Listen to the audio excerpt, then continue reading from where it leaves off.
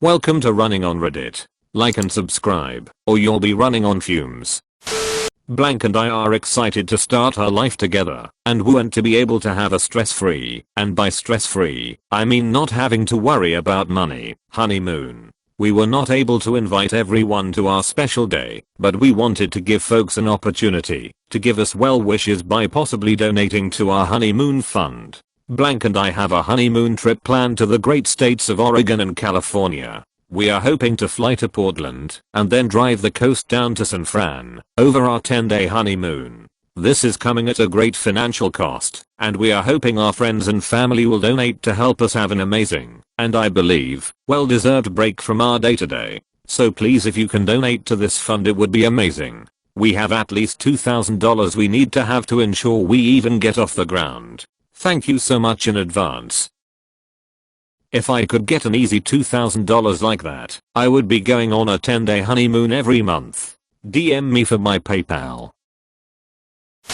I just got called a bridezilla for buying a garment bag that has 2 zippers and a separate mini heart-shaped lock that I want to use to lock the zippers together to keep my dress safe. My future mother-in-law said she will store my dress for me until my wedding in July. She's a nice lady, but I would just feel so much better knowing my dress is secure and not being possibly shown to anyone. Am I the only person that has ever wanted to lock my dress bag? I thought it was a totally acceptable idea. Edited to say sorry, I should have mentioned my own mother is the one that called me the bridezilla.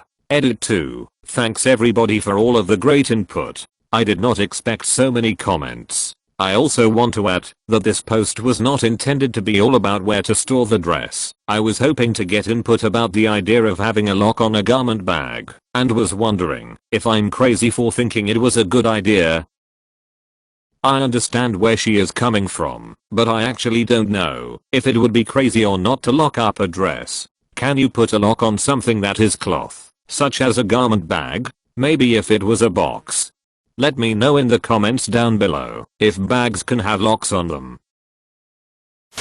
So my cousin recently got engaged to his girlfriend of like 7 years. I say that in quotations because he never proposed. They were having a conversation and he mentioned that someday he would like to marry her. She took that and ran with it. She's posted 15 times, as of right now, about how she's engaged and how her life is so much better now that she is engaged. She admitted to me that she loves all the attention she is getting from this, and that it's a big driving factor into why she's so happy about it. She messaged me the other day with just a simple "You're a bridesmaid, so you will have to shell out however much I tell you for a dress."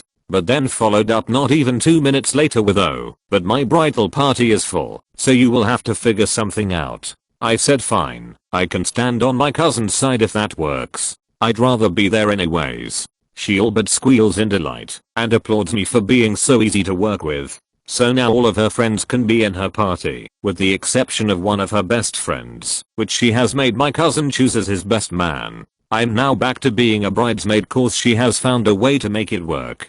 I suppose a little context is needed for the next part. She was a bridesmaid in my wedding. It was one of the worst choices I made, but my cousin was in my husband's group, so I asked her anyways.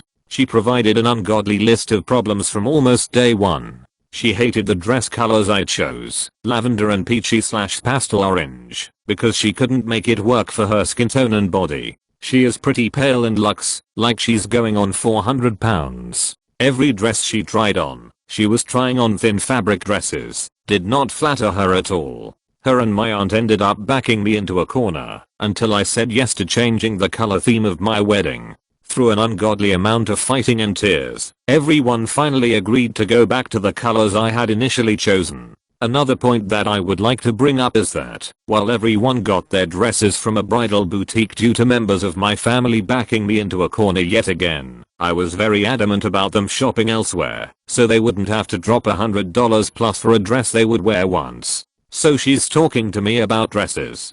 She is expecting me to save up for a dress that will be $120 to $175. The dress that is $120 is her least favorite out of the ones she has chosen so far, and she's encouraging the bridesmaids to try and get the pricier dresses. I messaged her to ask if I can try to find a wedding appropriate dress from somewhere other than a bridal boutique, because my husband and I are barely getting by. We're in the red after we get as many bills taken care of as possible, and I cannot justify making that worse by trying to save up for a dress. I even listed out my monthly budget for her. She responded with, well, maybe you should think about getting a better job. Believe me, I'm trying, and donate plasma to save up. I'm anemic, and even with taking iron supplements I can barely meet the requirements to donate.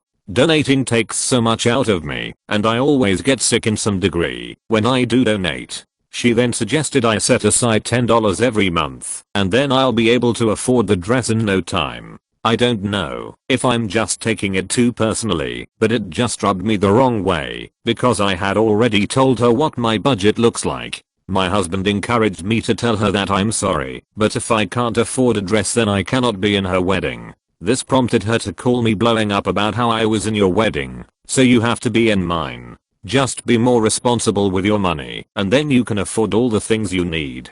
She is also demanding that I sell her my car. Her and my cousin are fully reliant on his parents, and neither one of them have their licenses yet, not even their permits. But I'm expected to sell my car to her. She offered me $50 and threw a fit when I told her that I wouldn't accept anything less than $150. But I'm broke. How can I afford $150 for your crappy car? My car is older, I'll give her that. But aside from an oil leak there isn't anything wrong with it. It gets pretty great gas mileage, and it runs smoothly. Of course, she took the oil leak and ran with that. But it's leaking, so how good can it actually run?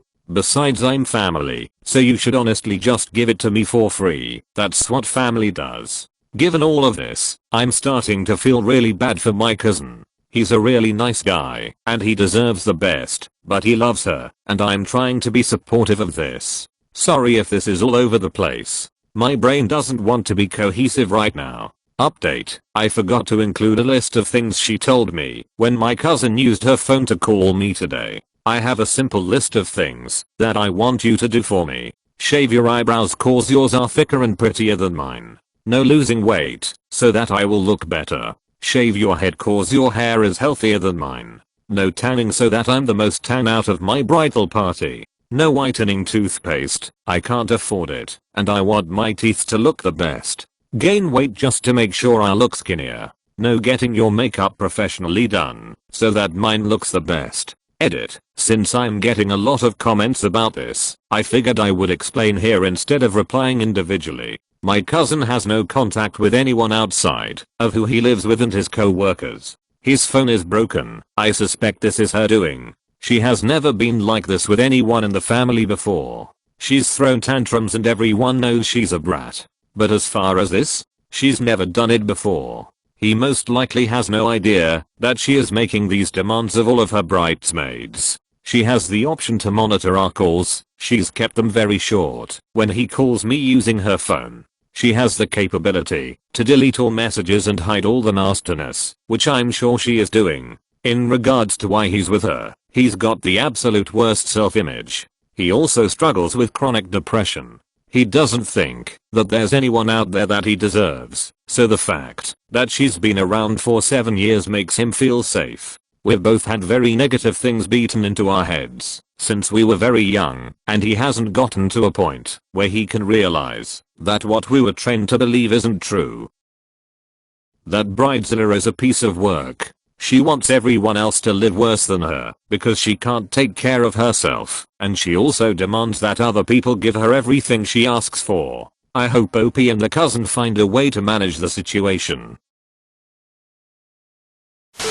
Some girl on Say Yes to the Dress has 3 wedding dresses for her wedding. Her fiance is paying for them all, so she picked one that was over budget and calls him to see if she can get it. He says no and she says, wow. Before hanging up, tells her friend, I'm not leaving this store without that dress. Bridezilla is going to come out. Pay for it yourself then. She probably would have got it somehow and then rubbed it into her fiance's face how he was too cheap to buy it for her. Meanwhile, it didn't look like the dumpy head could even afford her own taste. Somebody else has to fund it. I would love for guys to dump girls like that, but he called back and told her to go ahead and buy it. She was all smiles. What baby wants, baby gets. That's not cute or funny. You're walking all over the person that you're supposed to love, and you're proud of it. I wonder how she would feel if he had the same attitude. Maybe her fanny did get dumped though, cause they didn't show her wedding, and I read that the producers will air when a bride-to-be bought a dress. If they don't show the wedding, it's sometimes because the couple split up.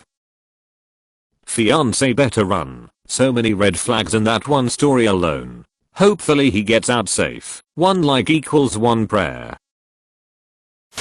Searching for a photographer for my wedding. Here are my requirements. Must be willing to do job for free. Must have at least 8 years of experience. Must be at the wedding all the time. No breaks. Bring your own food and drinks. I don't see what's wrong with this. Don't most entry-level jobs have these requirements? It was my sister's wedding and everything was going swimmingly until we got to the reception. I was maid of honor and standing with my sister, new brother-in-law, his brother and the bride and groom's parents in a greeting line. Not sure if this is a tradition all over, but basically the families and wedding party stand in a line next to the door to the reception, greeting each guest individually as they arrive, thank them for coming, and direct them to their seating for the wedding meal. It's all very nice, and I got to meet the groom's family. I don't know them apart from the groom as I live in another city. All was going fine until we heard a bit of a commotion from inside the reception room. Next thing we know, one of the groom's cousins, BC Dumby head cousin, comes storming up with her husband to the bride, pushing people being greeted to one side. You need to sort my table. I wanted to sit with Stacy, but I'm sitting at the next table. Sort it. Needless to say, sister is a bit taken aback. She had put them on the next table as Stacy, one of the groom's relatives, is sitting at a table with her family and it's full. She purposely sat them so they would be sitting next to Stacy, even though they were not at the same table. She explained the situation and told her the other people at the table they were sat at were friends and were nice people. Plus it was literally only for the meal as they were rearranging afterwards, so people could sit wherever they wanted for the evening. I'd gone to Stacy's table and asked if anyone was willing to swap, but as they were all immediate family they said they would rather not. I realize as I type this that they may have no BC was a Dumby head and didn't want crazy at their table. I went back and told her and my sister there was no room at Stacy's table. I thought at that point BC realized she may have been being unreasonable and she mumbled something and potted back to the table. We laughed it off and carried on greeting people. All of a sudden we heard someone screaming something unintelligible. We found out later that the other guests at the table who had heard the comments from BC had started to try and chat with them, thinking they may have just been shy about sitting with people they didn't know well. They were actively ignored by BC and her husband. One of the groom's friend had them offered to pour them some water and moved her glass closer to the jug so he could pour it. BC had started screaming about how he had dared to touch and move her glass. Next thing we know BC has stormed back up to the greeting line with a face like thunder. She started screaming at my sister that she couldn't possibly sit at a table with such rude people and the bride needed to sort it now. My sister has never been one to hold back, and at this point she had had enough. She casually leaned back against the door frame she was standing in and said, as I see it, you have two choices. You can either sit at that table with our friends like adults, eat the meal we have paid for, and sit wherever you want afterwards, or flip off. BC went purple and stormed out the venue followed by her husband. My mom told my sister off for swearing at her guests, while the rest of us, including the groom, my dad and the guests we were greeting at the time, all cried with laughter. The other guests at the table came up later to tell us the story and buy the bride and groom a drink as a thank you for the 2 extra desserts they had split between them. That bride did a fantastic job. Don't put up with any crap from some guest. Glad they put them in their place. Thanks for watching. Remember to subscribe and turn on the bell or you'll be running on fumes. See you in the next video.